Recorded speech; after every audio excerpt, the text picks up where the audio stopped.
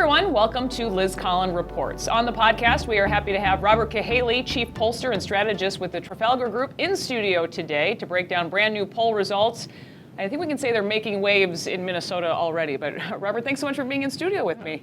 What an opportunity. I'm glad to be here. And we talked about a month ago. It's interesting, some things have changed, but let's start there. What was the number one storyline for you this time around? I think the number one storyline is this is one of those races that's kind of been just below the surface, and the Republican candidate for governor has now emerged above that line and surpassed the Democrat, which is kind of, these are popping up around the country, and it is kind of backing up this idea that there is this wave. And the significant move also with the Attorney General, the incumbent continuing to drop a little bit.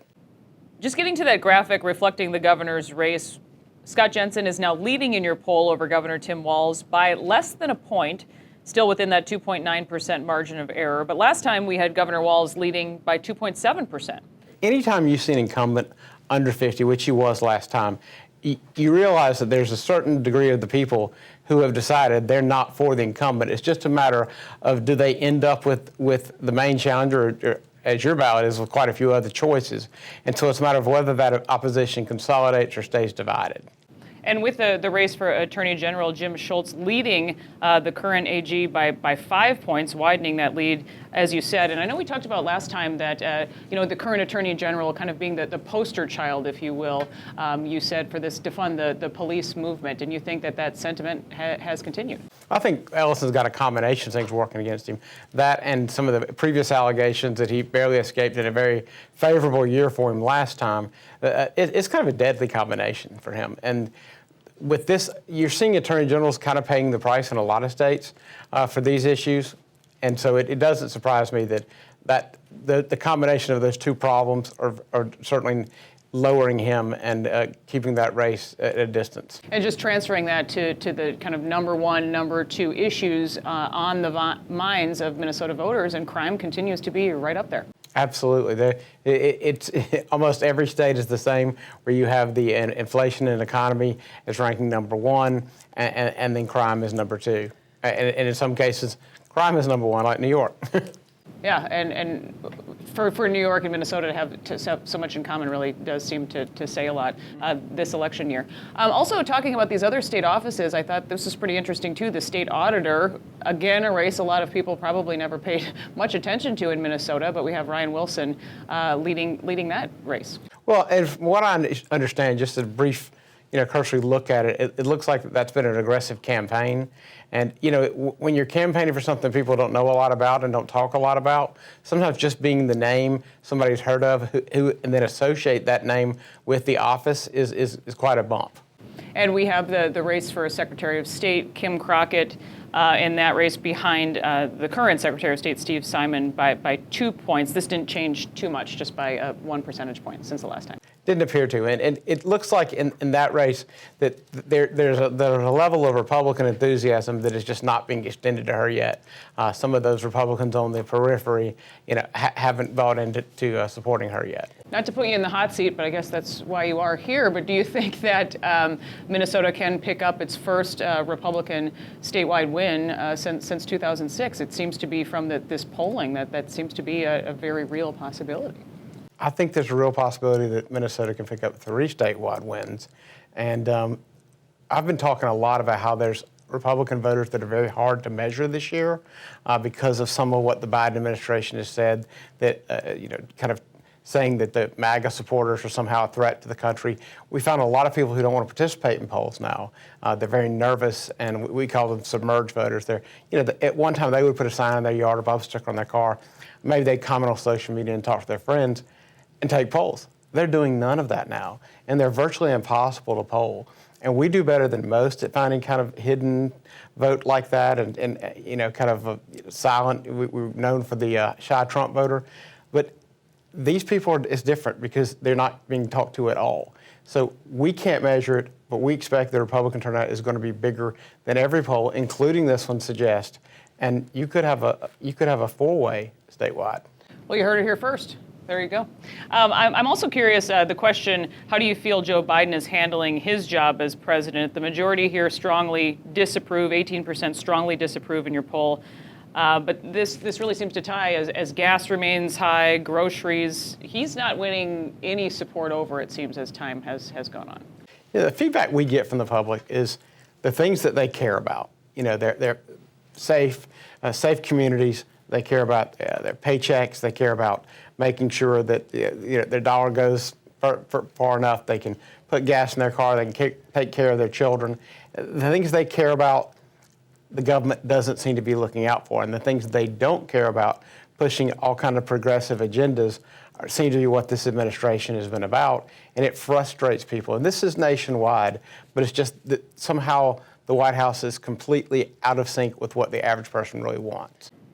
It does seem that abortion is dropping down in the list of priorities at this point. It wasn't as high for Minnesota voters before. We hear this all the time. Is part of the mainstream media is always saying, "Oh, well, you have all these abortion moms that are focused on abortion and younger women that are focused on abortion." And what we found is when somebody's worried about going to a convenience store past dark, when they're worried about their children and grandchildren overdosing on fentanyl that came across the border, abortion doesn't compete with that when it comes to concerns. The personal safety of the children they have and for their own lives is first and foremost. And so it was always kind of a stretch to think that was going to be the number one thing motivating people.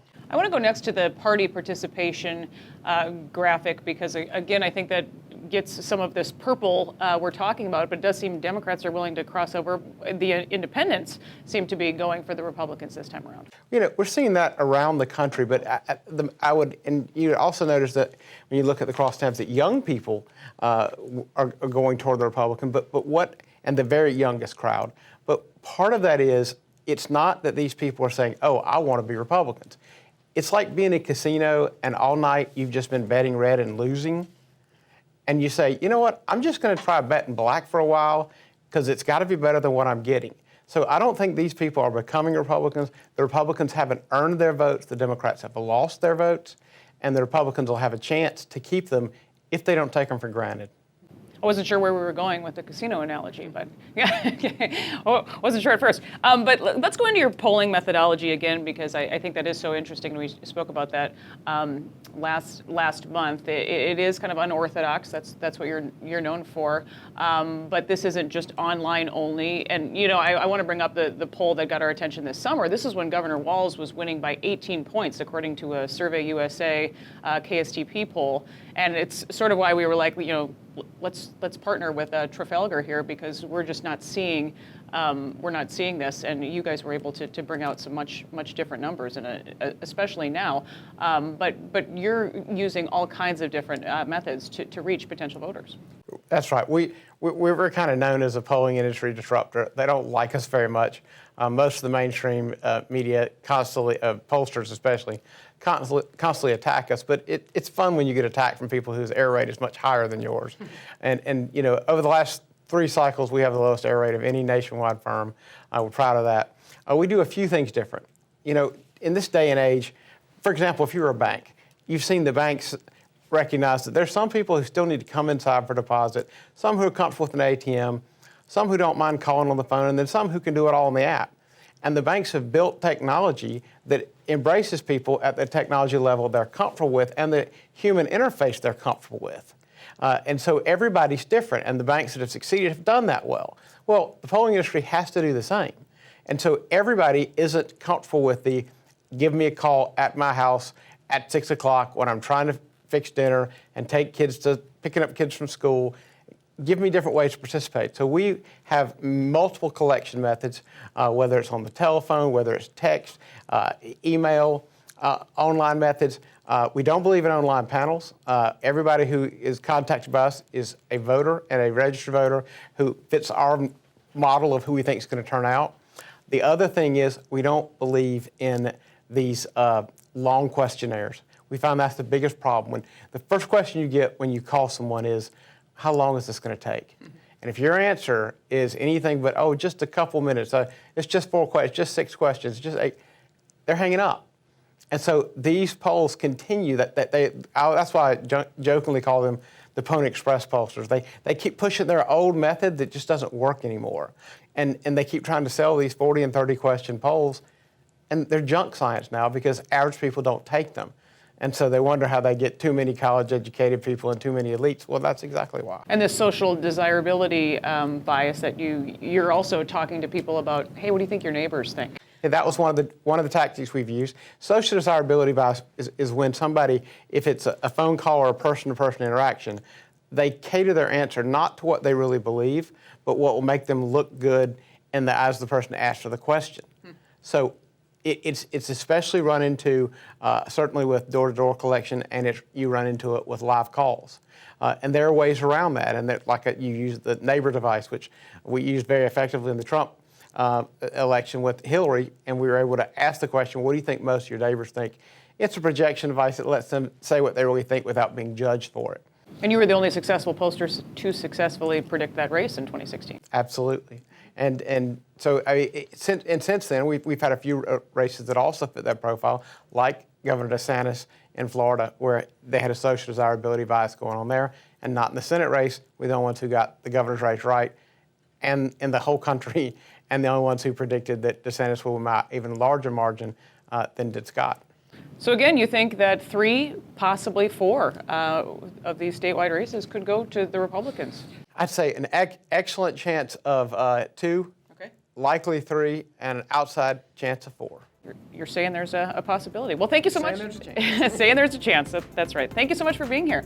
We really appreciate it. Again, it's Robert Cahaley, Chief Pollster and Strategist from the Trafalgar Group. And that'll do it for this episode of Liz Collin Reports. Be sure to subscribe anywhere you get your podcast and check Alpha News out on our YouTube channel. Click the subscribe button there. We'll see you next time.